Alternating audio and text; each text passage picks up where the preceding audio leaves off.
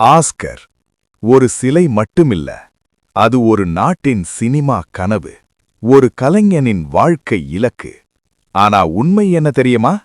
Oscar jury பெரிய hero, பெரிய budget, பிரம்மாண்ட செட் இதையெல்லாம் தேடுறதே இல்ல. அவர்கள் தேடுவது ஒரே விஷயம்: உண்மை. முதல் அம்சம், உலகம் புரிந்து கொள்ளும் கதை. ஆஸ்கர் படத்துக்கு உங்களுக்கு மட்டும் பிடிச்ச கதை போதாது.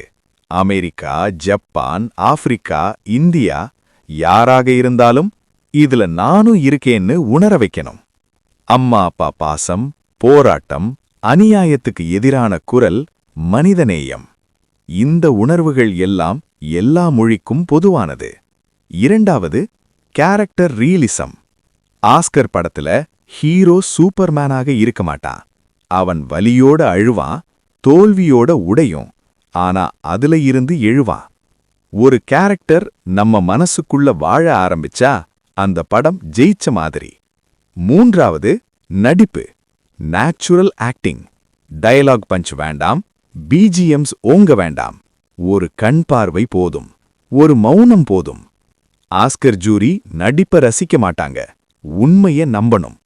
நான்காவது, strong direction and screen play.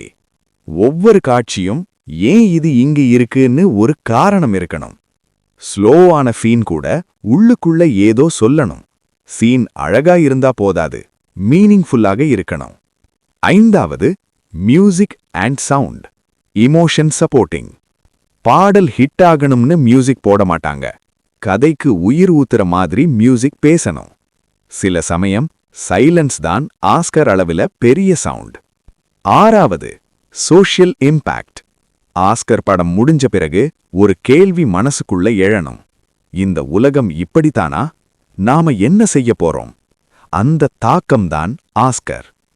நீங்க நினைப்பீங்க ஆஸ்கர் படம் எடுக்க பெரிய ஸ்டூடியோ வேணும்னு. அது தவறு. ஆஸ்கர் பணத்தை பார்க்கல, புகழ பார்க்கல, உண்மையான கலைஞனை தான் பார்க்குது. ஒரு மொபைல் கேமராவோட, ஒரு உண்மையான கடையோட, ஒரு எரியும் மனசோட நீங்க ஆரம்பிக்கலாம். இன்னைக்கு ஒரு ஷார்ட் ஃபில்ம், நாளைக்கு ஒரு ஃபீச்சர் ஃபில்ம். ஒரு நாள் ஆஸ்கர் ஸ்டேஜ்ல ஃப்ரம் இண்டியான்னு உங்க பெயர் சொல்லப்படலாம். கனவு காண்பவன் தோல்வியடைவதில்லை, கனவு காணாதவனுக்குத்தான் வாழ்க்கை வெறுமை. Keep creating, keep believing. Oscar is not for if your story is true.